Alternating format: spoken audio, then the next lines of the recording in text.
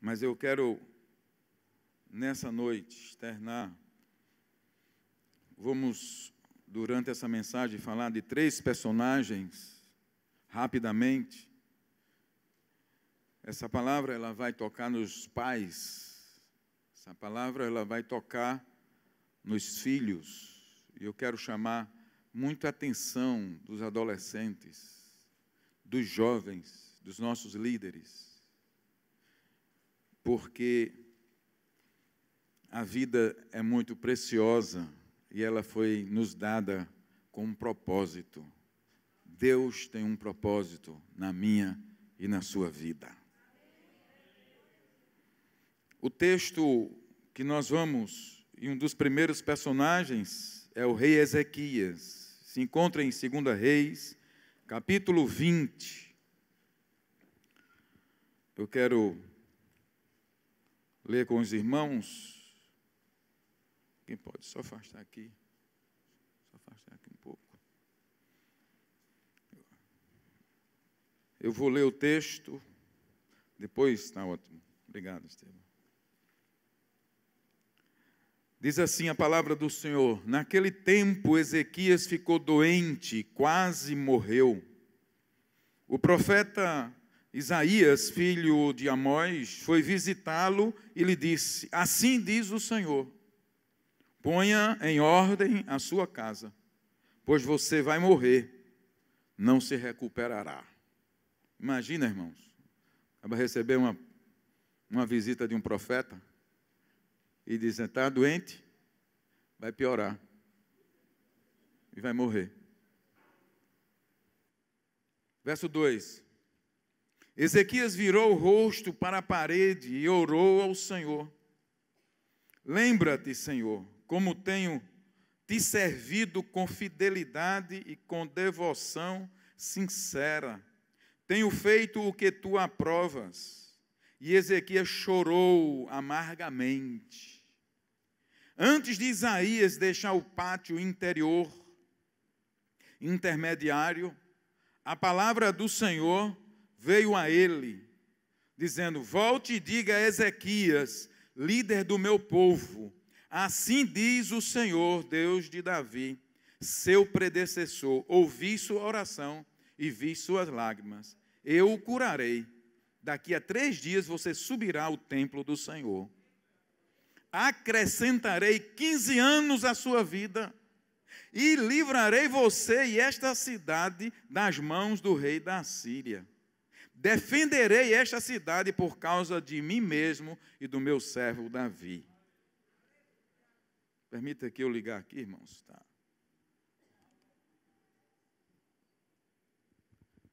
Nós estamos falando de um rei, um dos reis mais tementes a Deus que Judá teve, Ezequias.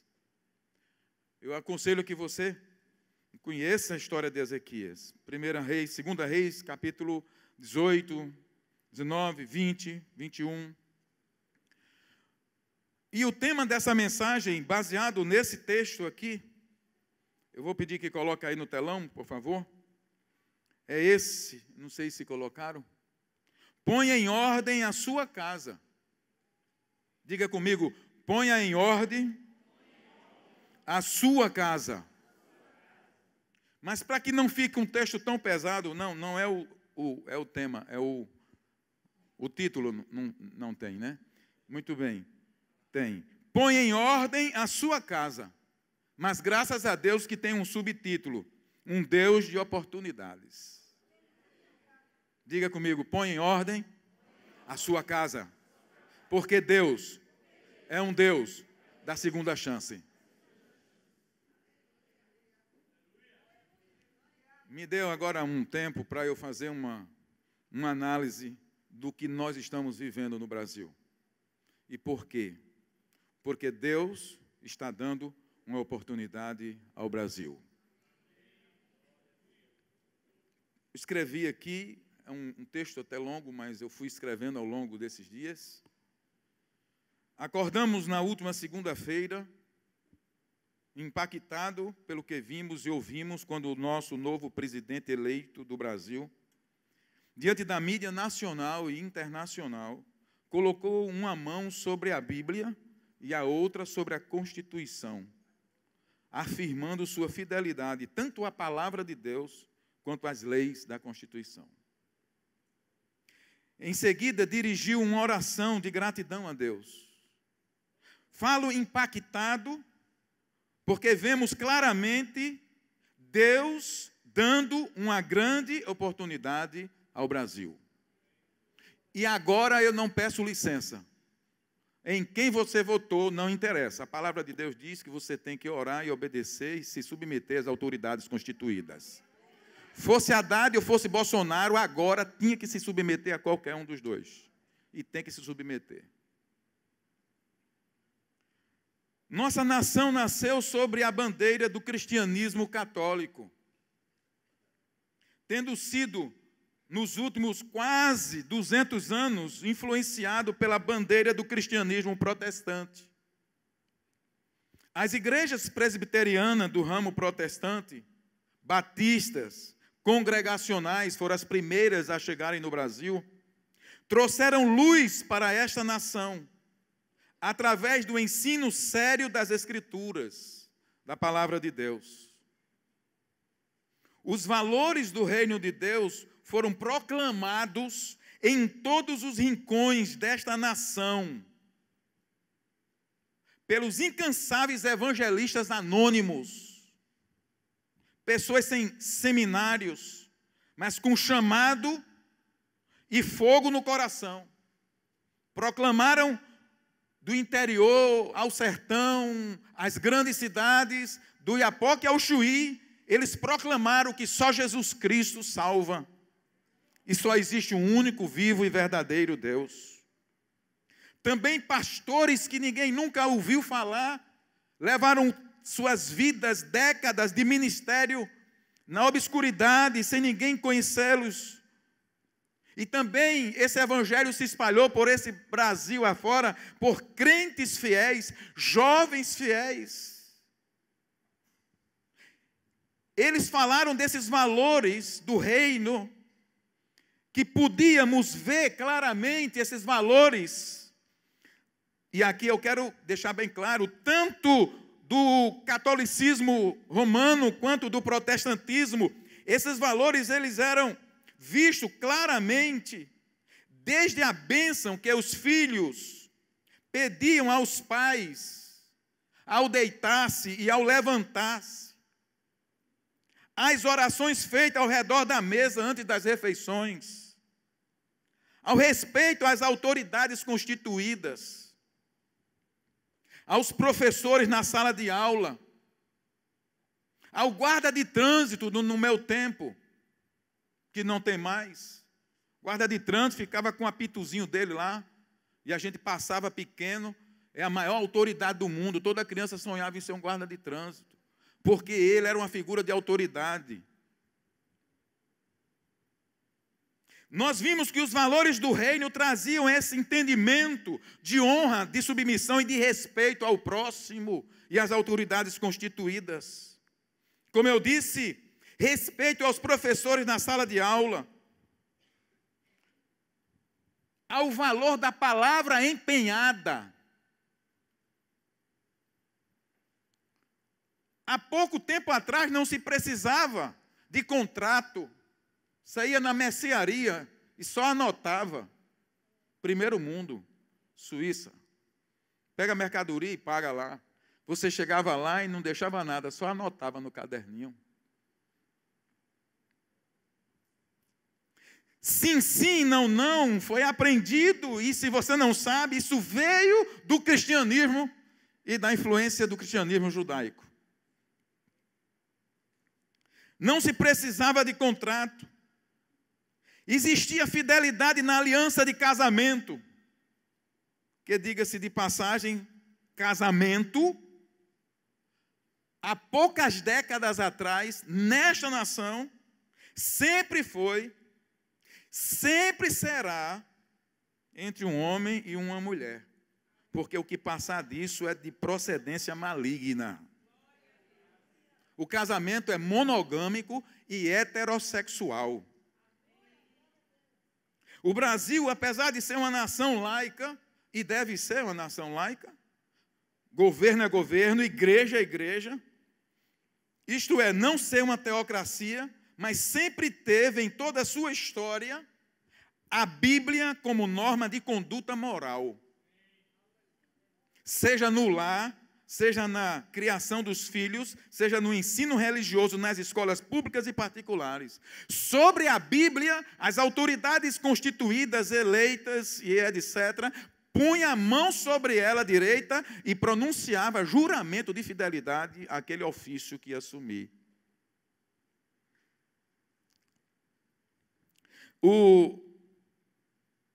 O crucifixo, estava compartilhando com o Jorge, pastor Jorge, eu falei dessa parte aqui, ele disse, pastor, aí é pesado. Mas o crucifixo do cristianismo católico era posto em todas as paredes dos órgãos públicos, inclusive em escritórios de empresas privadas, trazendo à memória, mesmo que não se obedecesse, mas trazia à memória de todos que a morte de Cristo e sua ressurreição trouxe ao homem não só a certeza da vida eterna após a morte, mas uma nova maneira de viver. A cruz sempre foi um símbolo do cristianismo. E ela era colocada em todos os órgãos públicos. Mesmo a nação sendo laica, porque na verdade não existe. Quem é o Senhor dessa terra é o Senhor Criador dela, o Deus Todo-Poderoso.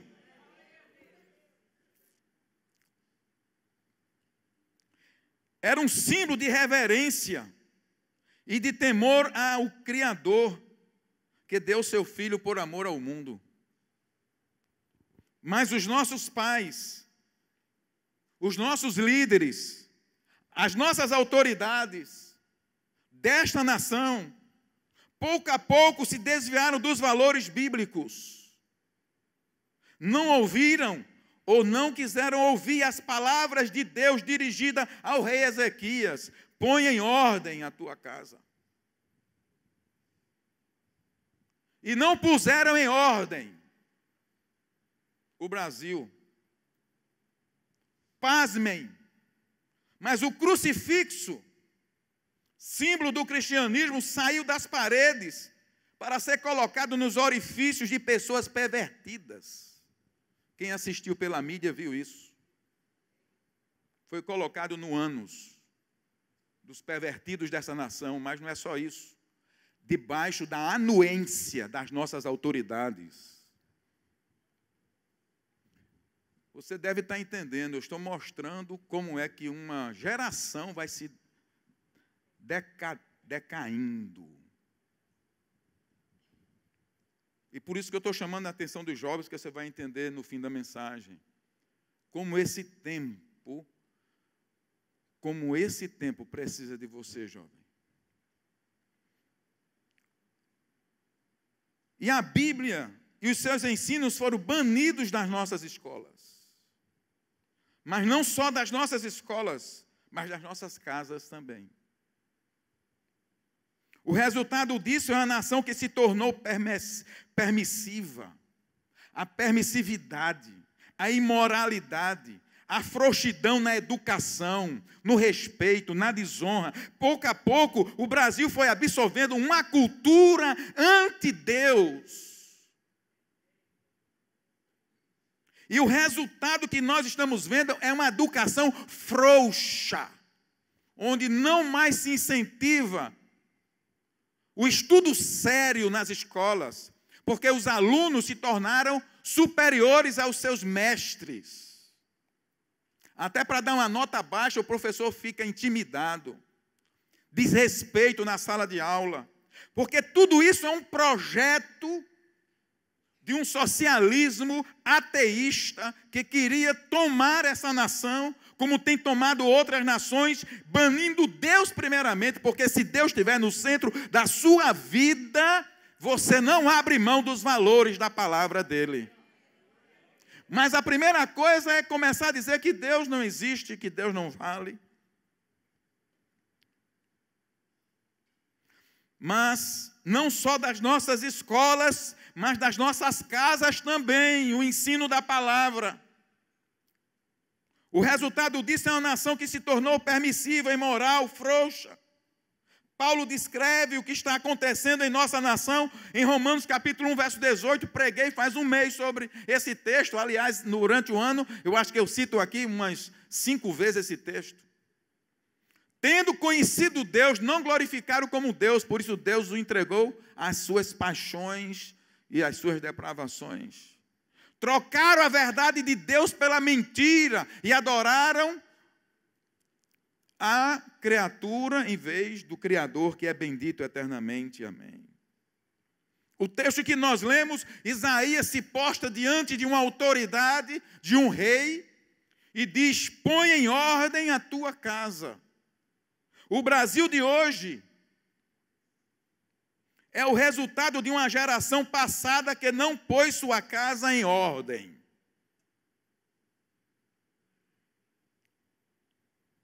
Muitos pais que se diziam católicos praticantes, ou crentes fervorosos protestantes, não puseram sua casa em ordem.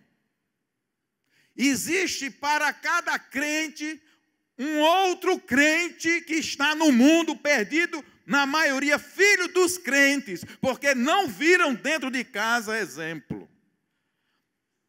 Tenha calma, se esse é seu caso, eu não quero ferir você. Deus é um Deus de oportunidades. Mas a gente não pode falar das autoridades, de políticos, se não falar da nossa casa.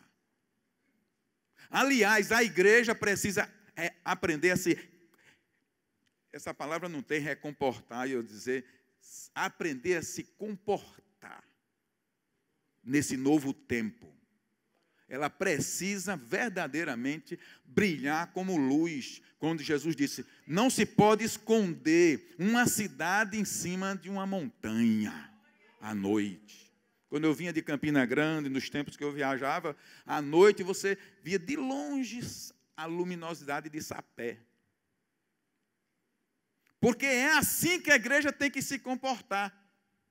E se a igreja não se levanta nesse tempo para ser superior à política, ou à nova política, ou o próprio presidente Bolsonaro, se nós não formos melhores no nosso testemunho de vida do que eles, eu vou lhe dizer, nós já temos falhado. Porque nós temos o brilho de Cristo na nossa face. O Brasil de hoje é o resultado de uma geração passada que não pôs sua casa em ordem. Muitos pais que se diziam católicos, como eu disse, não puseram sua casa em ordem. Muitos crentes não puseram. E aí isso aconteceu na Europa, Estados Unidos, e isso tem chegado no Brasil. Baniram Deus da vida social, do ensino, etc. O resultado disso tudo são lares desajustados, famílias enfraquecidas, crianças sem identidade sexual, taxa de suicídio crescente entre adolescentes e jovens, que estão confusos em relação ao propósito da vida, porque esse é o projeto de Satanás, que a nossa geração não tenha norte, não tenha sentido, não tenha propósito. Esse é o propósito do inferno para os nossos filhos, mas ele já perdeu em nome de Jesus. Eles estão confusos, essa geração agora. Estão sendo ceifados pela violência, resultado das drogas. Por outro lado, enquanto eu falo de adolescentes jovens, tem uma geração de homens e mulheres que não se portam como adultos. São crianças. São mulheres e homens sem norte. Segundo Paulo, porque trocaram a verdade de Deus pela mentira. E eu não posso ler esse texto, porque tem muita coisa para eu falar nessa meia hora. Mas eu quero que você repita, por favor, põe a tela aí, a tela do tema. Toda a igreja, ponha em ordem a sua casa, um Deus de oportunidades. Você pode repetir?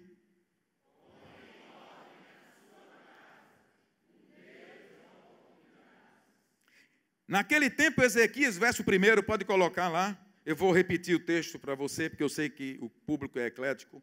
Naquele tempo, Ezequias ficou doente e quase morreu. 2 Reis 21. E o profeta Isaías foi até ele. Ezequias era um homem, um dos melhores reis de Israel. Lá em capítulo 18, vem dizendo que, capítulo 18, verso 5, Ezequias, verso 3, ele fez o que o Senhor aprova, tal como tinha feito Davi, seu predecessor. Verso 5, Ezequias confiava no Senhor Deus de Israel. Nunca houve ninguém como ele entre todos os reis de Judá, nem antes nem depois dele. Diga, é o fraco. Verso 7. Não, verso 6. Ele se apegou ao Senhor e não deixou de segui-lo, obedeceu os mandamentos que o Senhor tinha dado a Moisés. E o Senhor estava com ele e ele era bem sucedido em tudo o que fazia. Amém. Vamos voltar para cá. Só para você entender quem é Ezequias. Diga, eu quero ser um Ezequias. É, porque ele foi um homem assim mesmo. Teve um detalhe na vida de Ezequias, mas ele era esse homem.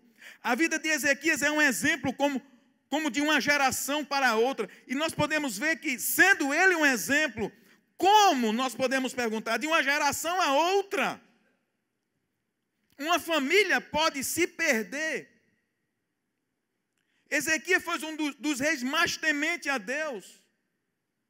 E num dado momento ele recebe a visita do profeta Isaías, dizendo, põe em ordem a sua casa. Então havia alguma coisa na vida de Ezequias, ou na casa de Ezequias, que ainda precisava melhorar. Diga, ainda precisava melhorar. Porque eu leio um texto daquele. O profeta chega e diz que põe em ordem a sua casa.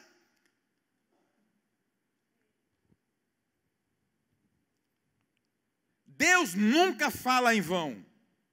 Alguma coisa havia na vida de Ezequias que ele precisava consertar, apesar de já ser um homem temente a Deus. E diante desse recado, Ezequias vira seu rosto para a parede e chora. Vamos ver o verso 2. Ezequias virou o rosto para a parede e orou ao Senhor.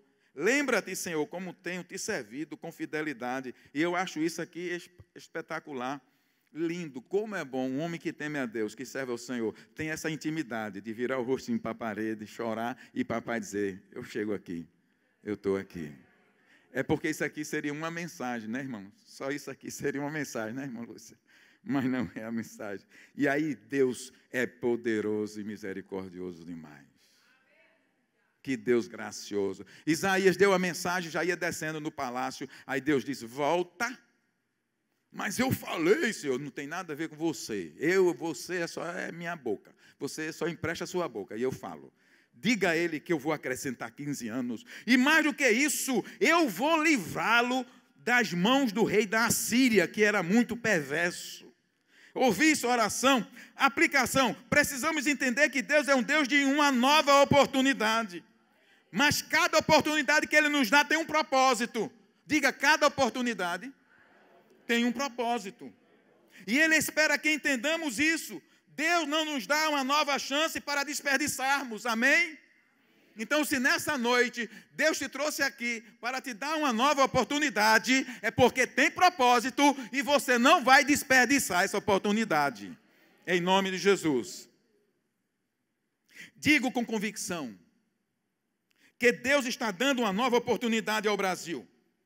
A igreja brasileira precisa se levantar como o sal desta terra e luz para essa nação. Se nós falharmos nessa oportunidade, nós vamos ver as consequências que houve aqui logo mais abaixo. Deus está dando uma nova oportunidade. A igreja orou pelo Brasil como nunca nesses anos da minha vida eu vi. Eu quero ver se ela vai continuar orando depois desse momento. Quem está me entendendo? Dá um amém? Verso 6, então, diz, eu vou livrar você. Verso 6. Livrarei você e lhe darei livramento, darei anos a você e vou livrar você da mão do rei da Assíria. Sabe por que Ezequias entendeu? Ezequias interpretou, e sou eu que estou dizendo. Rapaz, Que bênção. Quem estava para morrer, que folga. Além de 15 anos, o pior inimigo vai para longe. É botar uma rede e cruzar os pés de água de coco. É que Ezequias não entendeu que pôr a casa em ordem é tanto para viver como para morrer. Nós precisamos colocar a casa em ordem tanto para viver como para morrer. Ezequias não entendeu a mensagem de Deus. Colocar nossa vida em ordem é uma necessidade tanto para viver quanto para morrer. Nossa vida não é uma obra do acaso. Tudo tem propósito. Cada segundo da nossa vida tem um propósito debaixo do sol. Deus não lhe fez por acaso. Ele não está te dando uma bênção ou uma oportunidade para você desperdiçar. Veja o que é que Paulo diz, Efésios capítulo 5, verso 15 e 17. Efésios capítulo 5, 15 a 17. Paulo vai escrever, pregamos sobre isso. Tenham cuidado com a maneira como vocês vivem, que não seja como insensatos, mas como sábios, aproveitando ao máximo cada oportunidade, porque os dias são maus. Portanto, não sejam insensatos, mas procure compreender qual é a vontade do Senhor. Diga, eu preciso compreender qual é a vontade do Senhor. Diga comigo, Ezequias viveu. Nesse período da cura dele, nasceu Manassés, o filho dele. E aí, jovem, presta atenção, você é inteligente. Nesse período dos 15 anos, nasceu Manassés. Foi nesse período da bênção, da segunda oportunidade. 3 anos depois da cura, chega um bebê, Manassés. E o que Ezequias deveria fazer? Investir nesse menino, pois Deus tinha dado uma instrução a ele: ponha a sua casa em ordem. Mas o contrário, depois de curado, a palavra do Senhor entrou por um ouvido e saiu por outro. Será que isso já aconteceu conosco? Quem está entendendo até agora? Manassés substituiu o pai no reino. Aquele rei temente a Deus. Cresceu e se tornou o sucessor de Ezequias, seu pai. Porém, que tipo de rei foi Manassés? Manassés foi o pior rei que Jerusalém conheceu. Como pode um pai piedoso não prestar atenção naquilo que o filho estava se tornando? Põe a tua casa em ordem. Capítulo 21, você vai ver quem é Manassés. Capítulo 21, eu vou ler algum texto aqui. Capítulo 21, verso 2, diz assim: ele fez o que o Senhor reprova, imitando as práticas detestáveis das nações que o Senhor havia expulsado de diante de Israelita. Verso 6. Chegou a queimar o próprio filho em sacrifício, praticou feitiçaria e adivinhação e recorreu a médium, a quem consultava e a quem consultava os espíritos. Fez o que o Senhor reprova, provocando-o a ira. Manassés foi filho de um homem piedoso que ouviu isso: põe a tua casa em ordem. Sabe o que aconteceu, irmãos? Deus julgou a nação de Judá por causa de Manassés. O cativeiro babilônico que veio alguns anos mais na frente foi gerado 100 anos antes na casa de Ezequias. Põe aí na tela, por favor, Jeremias capítulo 15. Jeremias capítulo 15, eu vou ler aqui no telão. de 1 a 4, presta atenção nisso aqui. Então o Senhor me disse, ainda que Moisés e Samuel estivessem diante de mim, intercedendo por este povo, eu não lhes mostraria favor. Expulse-os da minha presença, que saiam. E se perguntarem a você, para onde iremos? Diga-lhes, assim diz o Senhor, destinados à morte para a morte, os destinados para a espada, os destinados à fome para a fome, e os destinados ao cativeiro para o cativeiro. Enviarei 4 tipos de destruição contra eles, declara o Senhor. A espada, tá, pode passar, verso 5. Eu farei deles uma causa, assim pode, sim aí, verso 4. Eu farei deles uma causa de terror para todas as nações da terra, por tudo o que Manassés. Aí você vai ler esse texto comigo. Eu farei deles uma causa de terror para todas as nações da terra, por tudo o que Manassés, filho de Ezequias, rei de Judá, fez em Jerusalém. Por isso você agora está entendendo a mensagem. Põe em ordem a sua casa. 100 anos depois, Ezequias não sofreu nada. Mas o que eu quero chamar a atenção nessa noite é que nós somos responsáveis pelas futuras gerações. Nós somos responsáveis pelas futuras gerações. E eu começo a chamar a atenção dos jovens. Eu quero dizer que a nossa nação, o futuro da igreja, jovem, está nas suas mãos.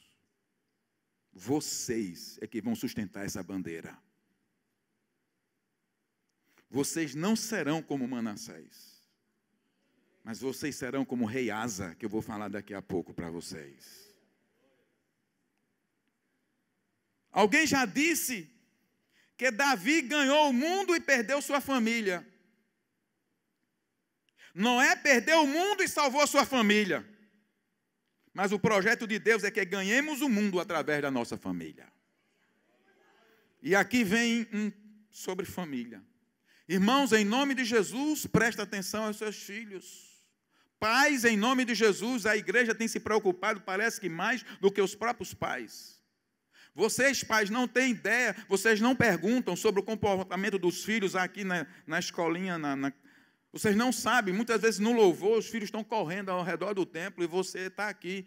Não fique dando uma de Ezequias, ponha a sua casa em ordem, porque o seu filho é precioso, não só para você, mas para Deus.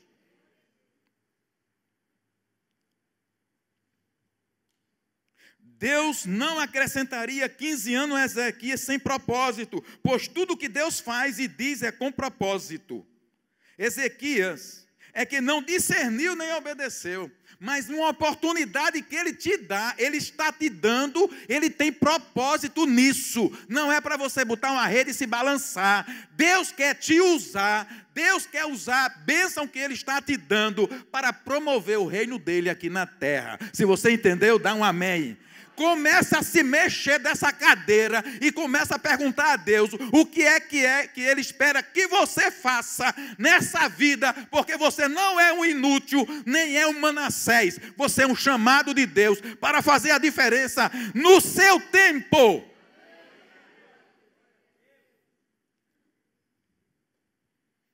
Agora eu vou falar de outro personagem, Abraão.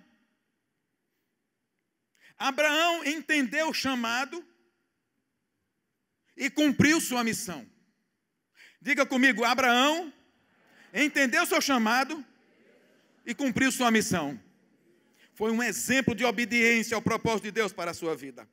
Qual foi a grande missão de Abraão? Ser um pai espiritual para muitas nações. Ser uma bênção para todas as famílias da terra. Capítulo 12 de Gênesis 1 a 4 vai falar disso. Abraão, sai da tua terra, da tua parentela, do meio do teu pai, e vai para uma terra que eu te mostrarei.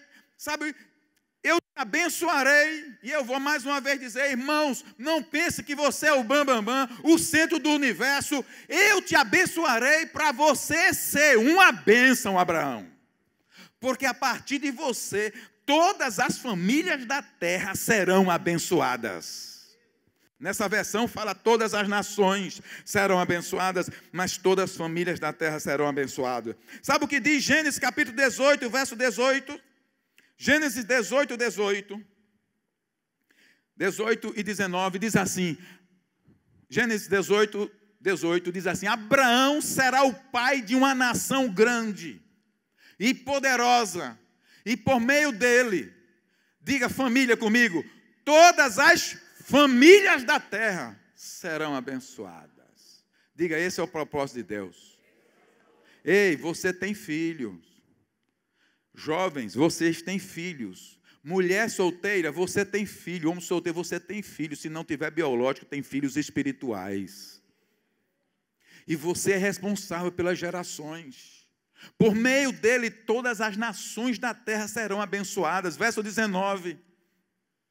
Pois eu o escolhi para que ordene aos seus filhos e aos seus descendentes que se conservem no caminho do Senhor, fazendo o que é justo e direito, para que o Senhor faça vir a Abraão o que lhe prometeu. Olha só, irmão, que texto lindo. Pois eu escolhi para que ordene aos seus filhos. A igreja pode ler comigo? Pois eu escolhi para que diga de novo, ordene aos seus filhos. Diga de novo. E aos seus descendentes, que se conservem no caminho do Senhor, fazendo o que é justo e direito. Atenção, jovens, em nome de Jesus, ouça. Pode deixar o texto. Fazendo o que é justo e direito, para que o Senhor faça vir a Abraão o que lhe prometeu. Tem promessas sobre a sua vida, irmão. Tem promessa sobre a sua vida. Deus não estava só preocupado com Abraão, mas com Abraão, com seus filhos e com todas as famílias da terra que viriam depois dele. Deus está preocupado com as futuras gerações. Como Abraão respondeu ao chamado de Deus? Hebreus vai falar disso de uma forma extraordinária. Ele partiu, sem saber para onde ia, mas eu não vou ler esse texto, porque eu quero avançar. E Abraão, mesmo debaixo de todas as dificuldades e resistências e, como é que eu diria, tudo desfavorável, Abraão creu e cumpriu o chamado dele, e hoje ele é pai de multidão. Abraão é pai de multidão hoje. Precisamos entender, queridos, que Deus nos está dando uma oportunidade de sermos uma bênção de transferência para a próxima geração. Sabe qual foi o resultado da obediência de Abraão? Sabe qual foi o resultado da obediência de Abraão? O primeiro versículo do Novo Testamento. Aonde é que ele se encontra? Quem sabe dizer? O primeiro versículo do Novo Testamento está onde? Está em Mateus, irmãos. Capítulo 1, verso 1. E o que diz lá? Leia comigo.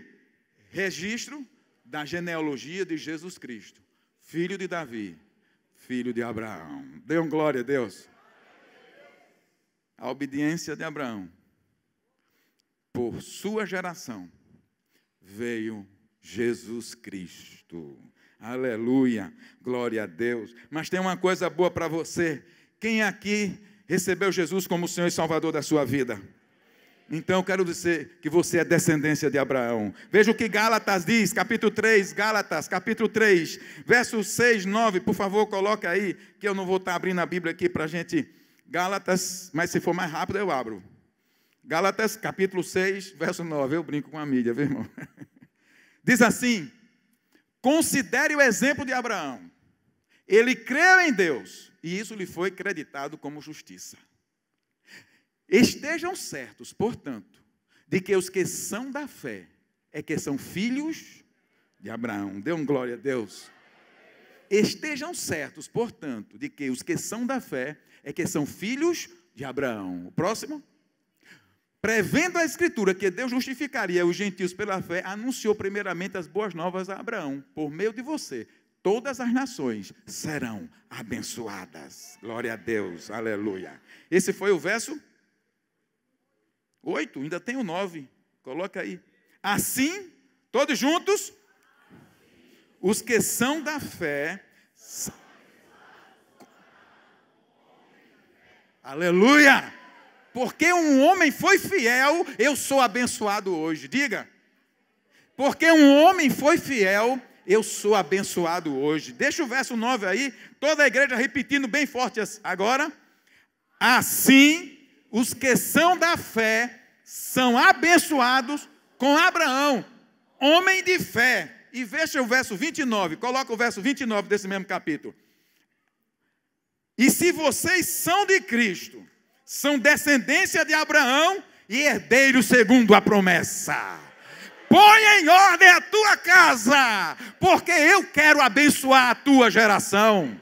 Aleluia, glória a Deus. Precisamos entender que estamos numa corrida de revezamento, juventude. Paulo, na sua segunda carta a Timóteo, ele vai dizer a Timóteo isso, insistentemente. Portanto, você, meu filho, fortifique-se na graça que há em Cristo Jesus.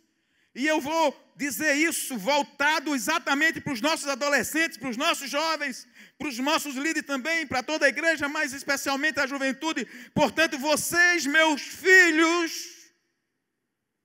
fortifiquem-se na graça que há em Cristo Jesus. E as palavras que me ouviu dizer na presença de muitas testemunhas, confie a homens fiéis, confie a outros jovens que sejam também capazes de ensinar a outros. Estamos numa corrida de revezamento, de passar o bastão de uma geração para outra geração. Se você está me entendendo, dá um amém. Por isso, põe em ordem a tua casa. Se você é casado, tem filhos pequenos, tem filhos adolescentes, se já casaram, já cresceram, você vai orar e interceder por eles. Mas você tem filhos espirituais. E Paulo faz um apelo a Timóteo, meu filho, eu já estou velho, eu estou partindo. Ele vai dizer mais na frente, mas eu quero dizer, o que você ouviu dizer de mim, ensine a outros, para que possam ensinar a outros. E ele vai continuar no capítulo 3, verso 10, ele vai dizer assim, mas você tem seguido de perto o meu ensino, a minha conduta, o meu propósito, a minha fé, a minha paciência, o meu amor, a minha perseverança. Paulo está dizendo, ei Timóteo, olhe para mim e reflita o que você está vendo em mim na próxima geração. Que tipo de cristianismo nós estamos vivendo? Que tipo de evangelho nós estamos vivendo? Que exemplo nós estamos dando dentro de casa? E no verso 14 ele vai dizer, quanto a você, Timóteo, porém, permaneça nas coisas que aprendeu e das quais tem convicção, pois você sabe de quem o aprendeu. Você sabe de quem aprendeu. Olha só, irmãos. Porque desde criança você conhece as sagradas letras, que são capazes de torná-lo sábio para a salvação mediante a fé em Cristo Jesus. Desde criança. Aqui tem jovens que cresceram nessa igreja, que estão dando frutos, irmãos. Alguns desses líderes que estavam aqui, que eu não apresentei, eles nasceram na igreja, eles foram instruídos nas suas casas e instruídos pela igreja, e eles estão fazendo isso, o que Timóteo está passando, e o que Abraão fez também, ensinando as próximas gerações. Por isso que Paulo vai dizer, você sabe, conhece desde criança as sagradas letras, que são capazes de torná-lo sábio para a salvação mediante a fé em Cristo.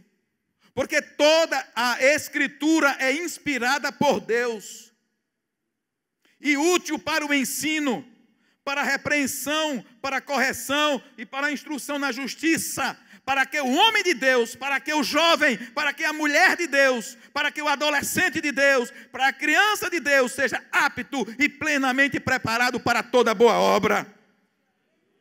E Paulo é insistente, irmãos, é insistente. Quem lê as cartas de Paulo sabe que ele repete muitas coisas.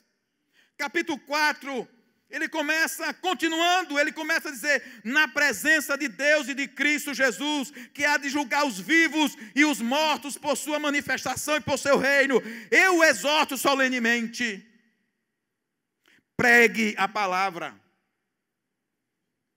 Esteja preparado a tempo e fora de tempo. Repreenda, corrija, exorte com toda paciência e doutrina, pois virá o tempo em que não suportarão a sã doutrina. Ao contrário, sentindo coceira nos ouvidos, juntarão mestres para si mesmos segundo os seus próprios desejos. E isso é o que está acontecendo nas nossas universidades, nas nossas escolas. Por isso ele está dizendo: Timóteo, eu exorto na presença de Cristo, pregue a palavra.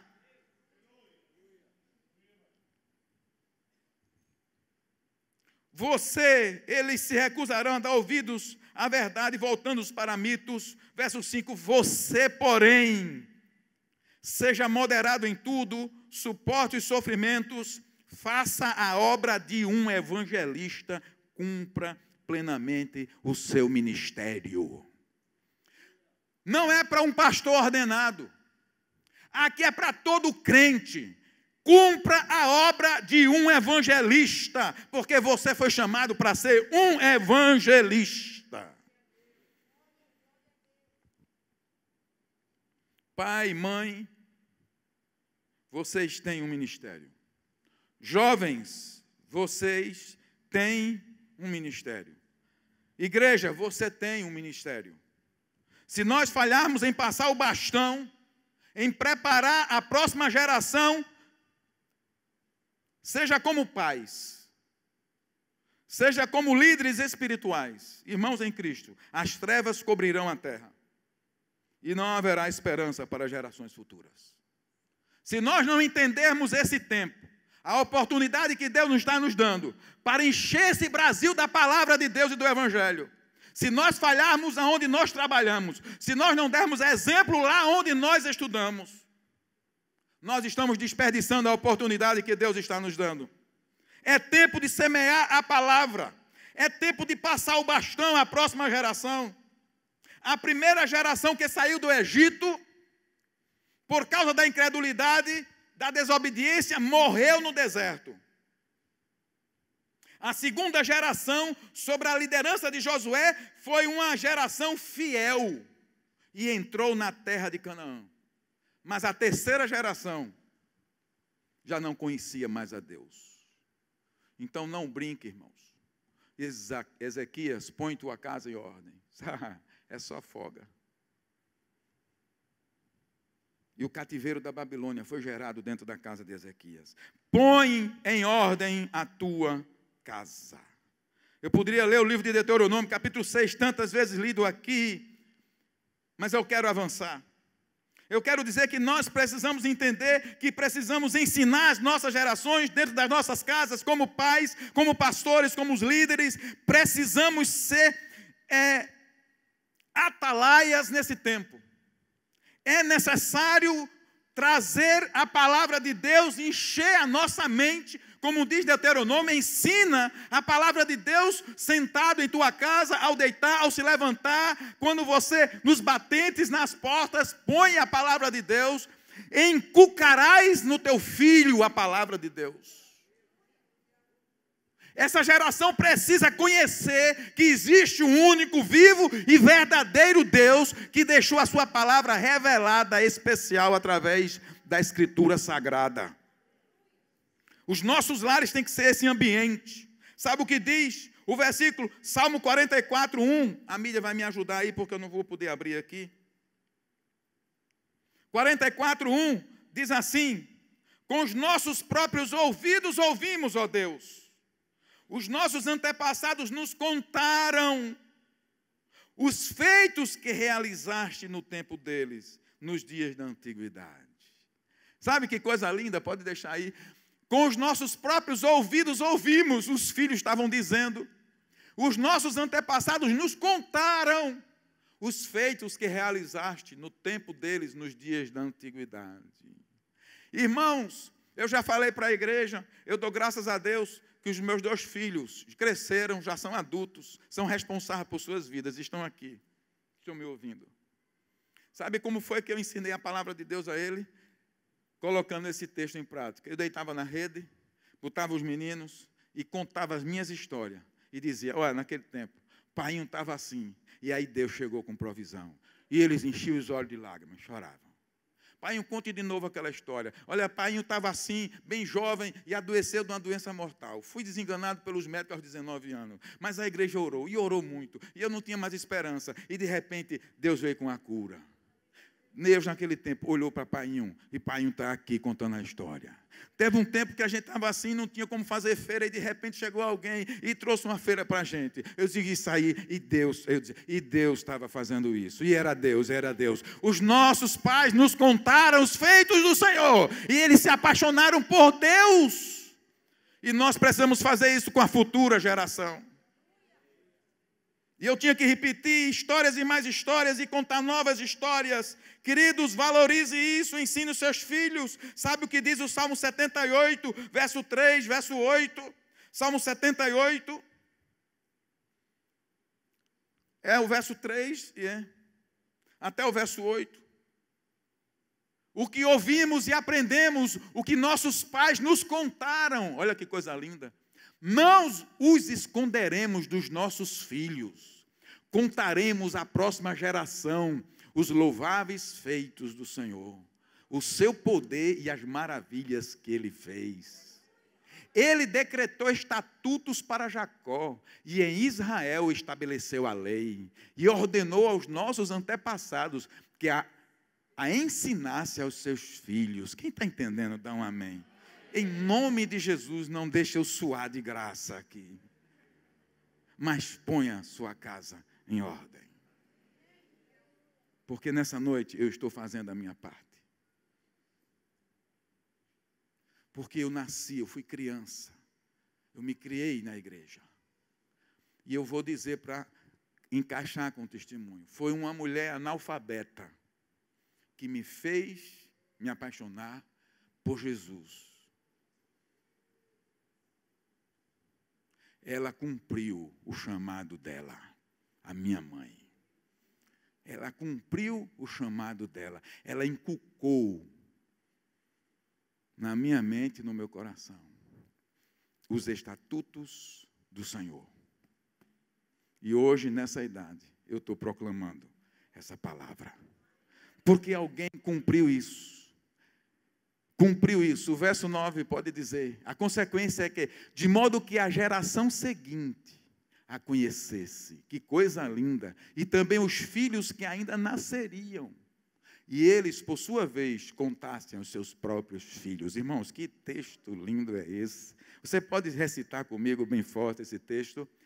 De modo que a geração seguinte a conhecesse, e também os filhos que ainda nasceram, e eles, por sua vez, contassem aos seus próprios filhos. Aleluia, glória a Deus. Eu vou pular para a conclusão. Põe em ordem a sua casa. E agora eu quero me reportar diretamente à juventude. Em 1 Reis, nós temos a história de um jovem chamado Asa.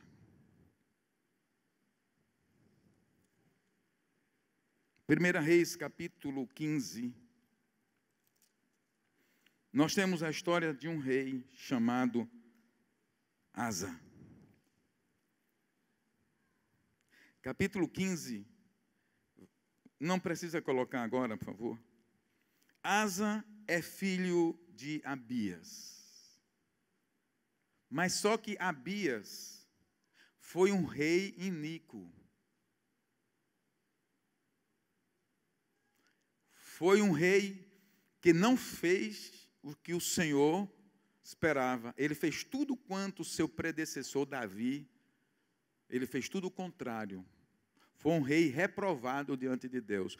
Mas o filho dele, Asa, foi diferente. E é aqui que eu quero chamar a atenção para a nossa juventude.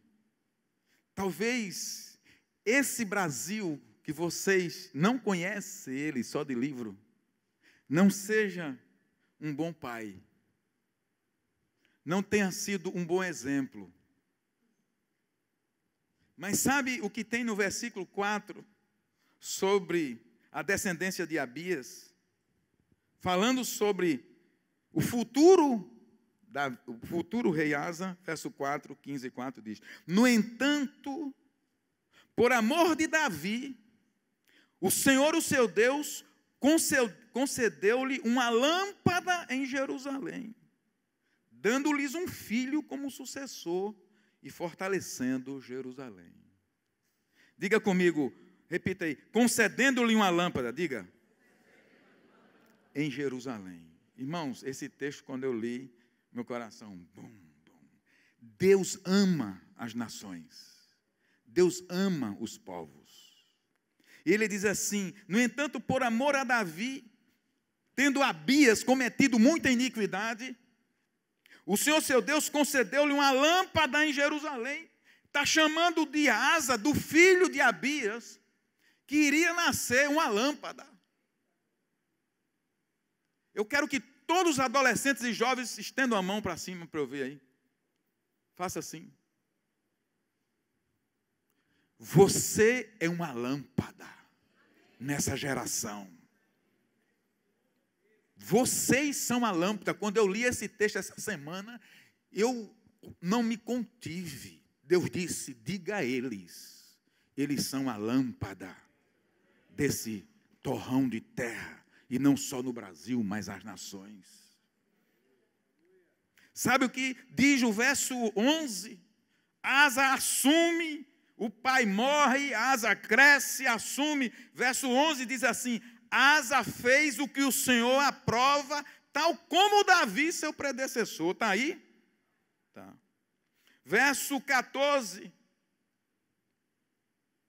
Verso 14, ponto B. O coração de Asa foi totalmente dedicado ao Senhor durante toda a sua vida. Veio de Abias, mas ele foi levantado como uma lâmpada. Sabe, irmãos, Deus é fiel para sustentar o testemunho da palavra dele na terra. Quando uma lâmpada se apaga, ele acende centenas de outras. Este ano, Billy Graham partiu, uma lâmpada gloriosa do século XX. O seu Shedd partiu, uma lâmpada gloriosa nesse Brasil. Mas Deus continua levantando lâmpadas. E o testemunho dele aqui na terra não vai cessar. E eu pergunto, quem quer ser essa lâmpada? Quem quer ser essa lâmpada? Porque Deus está pensando nas gerações. Ele é amor, Ele é benignidade, Ele é bondade. E Ele levanta a asa, uma lâmpada. Sabe o que é que acontece? Eu acho que é em Crônicas, segundo as Crônicas, você vai ter algo muito especial nesse reinado. Segundo as Crônicas, capítulo 14. Isso já estou encerrando. O louvor já pode ir se aproximando, inclusive, mas não perca a palavra, porque é para vocês, jovens.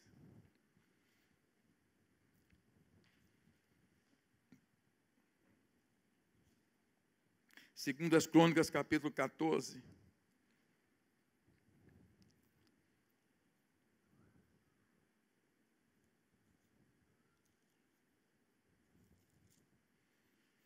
Asa, que fez o que o Senhor Deus aprova, verso 7. Lembra que ele se levantou, Deus o trouxe ele como uma lâmpada? Ele agora é rei. Olha a diferença de um homem que teme a Deus. Olha o que ele diz aqui. Ele como rei agora, bem jovem, viu? Cadê os jovens? Bem jovem. Diz assim: disse ele ao povo de Judá: vamos construir estas cidades, com muros ao redor, fortificadas com torres, portas e trancas. A terra ainda é nossa, porque temos buscado o Senhor, o nosso Deus. Nós o buscamos e Ele nos tem concedido paz em nossas fronteiras. Eles então as construíram e prosperaram. um homem, um jovem, diante de Deus, uma lâmpada, ele se levanta para defender a cidade, a nação, sua casa, seu bairro, sua igreja, sua célula. Ele é uma lâmpada. Vamos, a terra ainda é nossa. Diga comigo, a terra ainda é nossa. Diga, o Brasil ainda é nosso. Diga, minha casa ainda é minha. Levantemo-nos. Vamos construir muros ao redor. Construir cidades com muros ao redor, fortificadas com torres, portas e trancas. Por que nós podemos construir? Por que nós podemos tomar posse? Porque nós temos buscado o Senhor. Porque temos buscado o Senhor. Eu quero encorajar os jovens a buscarem o Senhor, porque você é essa lâmpada. Eu quero encorajar os homens, os pais, as mulheres a buscarem o Senhor, porque você é essa lâmpada. E Deus tem um projeto, um plano na sua vida. E Asa foi tão vigoroso e teve sucesso no seu reinado. Foi um homem abençoado por Deus. Houve paz em todo o reinado de Asa. Ele vem de uma batalha que Deus dá vitória a ele, milagrosa. Capítulo 15, verso 1, pode colocar aí. Diz assim: quando ele vinha de uma batalha, o Espírito de Deus veio sobre Azarias, filho de Obed, o profeta, né? Ele saiu para encontrar-se com Asa e lhe disse: escute-me, Asa e todo o povo de Judá e de Benjamim. Diga comigo, escute-me. Mais forte, escute-me. O Senhor está com vocês quando vocês estão com Ele. Se o buscarem, Ele deixará que o encontrem. Mas se o abandonarem, Ele os abandonará. Põe a tua casa em ordem. Durante muito tempo Israel esteve sem verdadeiro Deus. Durante muito tempo o Brasil esteve sem verdadeiro Deus. Sem sacerdote para ensiná-lo e sem a lei. Mas em sua angústia, a igreja brasileira se voltou para o Senhor, o Deus de Israel, e o buscou. E Ele deixou que eu encontrasse. Naqueles dias, vocês jovens vão dizer isso. Naqueles dias que o pastor Augusto estava pregando, não era nem seguro viajar, pois muitos distúrbios afligiam todos os habitantes do território.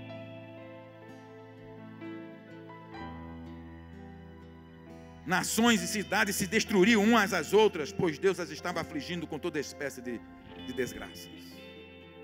Verso 8. Olha a diferença de postura de Ezequias para Asa. Assim que ouviu as palavras e a profecia do profeta Azarias, filho de Obed, o rei Asa encheu-se de coragem. O rei Asa encheu-se de coragem e retirou os ídolos repugnantes de toda a terra de Judá e de Benjamim, das cidades que haviam conquistado os montes.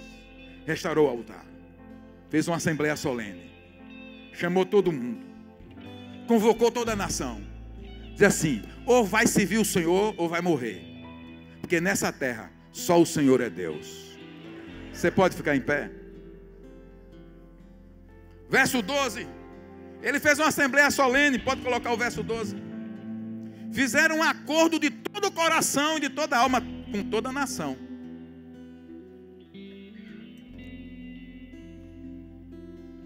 Todo aquele que não buscasse o Senhor, naquele tempo era lei, pena de morte. O Deus de Israel deveria ser morto. Gente simples ou importante, homem ou mulher, fizeram o juramento. Todo o povo de Judá, verso 15, alegrou-se com o juramento, pois o haviam feito de todo o coração. Eles buscaram a Deus com a melhor disposição, e Ele deixou que o encontrassem, e lhe concedeu paz em suas fronteiras. Quem está entendendo isso? Esse último verso a gente vai ler junto.